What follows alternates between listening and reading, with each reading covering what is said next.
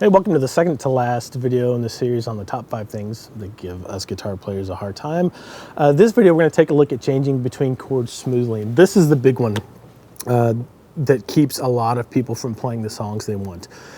And once you can get this down and you can change between chords smoothly, the whole world's going to open up to you as far as being able to play those songs that you love. So this is an important one. The number one thing, before you even get into these tips, and this is kind of the first tip anyways, the number one thing that you have to be able to do to change between chords smoothly is to be able to go right to your individual chord shapes on their own, just in a split second. If you can't do that, then it's going to be very tough for you to change between chords smoothly. So if you haven't gone through the last video on creating clean chords, I would really recommend doing that. But the first tip here, and we're going to divide the challenges up again here and only work on one chord at a time, and then we'll get into this more, but then we'll add another chord in. So we're only working on changing between 2 chords instead of going through, a whole progression.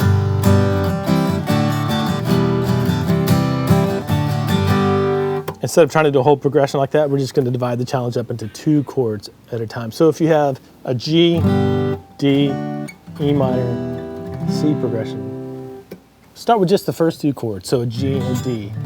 Really isolate those chords. But like I said, if you can't go to the G and the D chords on their own, it's going to be nearly impossible for you to switch between them. So step number 1 is take those 2 chords, a G and a D, and make sure you can go right to them on their own with no problem. If you're still doing one finger at a time, or if one finger is lagging, then it's not where it needs to be. You need to put some more time in working on those individual chord shapes. So this is a big one.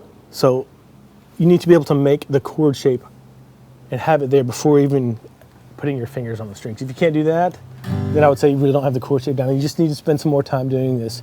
And it may be like pulling teeth at first. It'd be really tough, but if you put the concerted effort and time in like this with just this G for 5 or 10 minutes, 10 minutes is a long time, more like 5. And really get control of your fingers, exactly where they're going.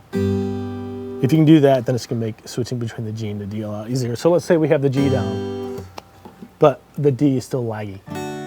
That's going to be the bottleneck. You can only change chords as fast as your weakest chord. So like if your second finger is lagging behind, just get control of it. Really put some, not tension, but some pressure, get that second finger to be back where it needs to be when it needs to be there, and then just put it down. So spend some time getting the individual chord shapes down. That's the biggest tip I have for you for changing between chords smoothly. We could end the video here, and if you worked on that, you would notice a big change in your chord shapes. But I have some more tips for you as well. Okay, like I said, only work on changing between 2 chords at a time. That's a really cool way to divide the challenge up. But as I'm making this G chord, and I know a D is coming up, I want to practice awareness of knowing what chord is coming up in the progression, right? Thinking about the chord, think about what it looks like, think about what it feels like, and then make the switch. And once you've done your work on your individual chord shapes, then you just have to jump into it and get used to making that transition, and go slowly at first, right? However long it takes, as long as all your fingers are going there at the same time, that's exactly what you want. But you have to think about what that D chord looks like and feels like, then make the switch. And if you need to print out the chord progression or the chord diagrams, that's another way to just visualize what chord is coming next and give yourself another fighting chance to make it to that chord smoothly and cleanly. Okay, the only other tips I have for you for this are related to practice, because that's really what this comes down to.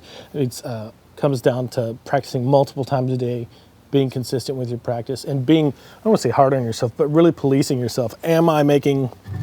Can I go to those chord shapes on their own first, number 1. Second of all, being aware and just really disciplining yourself to have all your fingers go there at the same time. So once you can do the G to the D, then go to the next chord, the pair of chords in the progression. It would be D to an E minor. So once you put in the work for that D, can you go right to your E minor at the drop of a hat? If you can, go really slowly, as slow as you can without making a mistake. And then just slowly work it up to speed. Think about that E minor, how it looks and feels. Go back to the D, think about how the D looks and feels.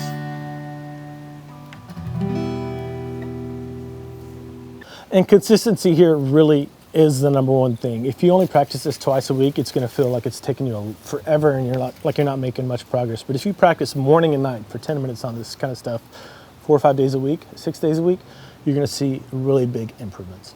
Okay, we've got one lesson left in this series, so I hope you join me for that one. If you haven't subscribed to the channel or followed us on whatever platform you're viewing this on, go ahead and do that right now and let us know in the comments below how things are going for you, or what your commitment level is, what your practice time is looking like. And go to guitarfam.com and create a complimentary account and start going through the Guitar Foundations course. It's free and it covers all the things that you need to get a really solid foundation and the things that matter to get you toward, moving toward playing the music that you want. I'll see you in the next video.